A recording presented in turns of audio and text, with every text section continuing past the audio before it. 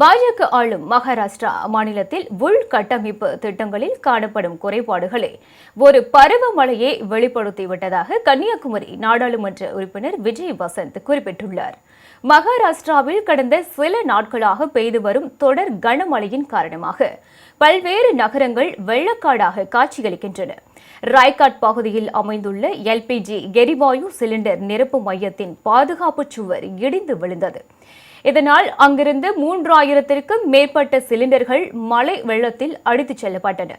பாதாள கங்கா ஆற்று கரையோரங்களில் மிதந்து வந்த எரிவாயு சிலிண்டர்களை பொதுமக்கள் சிலர் போட்டி போட்டுக்கொண்டு எடுத்துச் சென்றனர். அவற்றை மீண்டும் ஒப்படைக்குமாறு ராய்காட் மாவட்ட ஆட்சியர் வலியுறுத்தியுள்ளார்.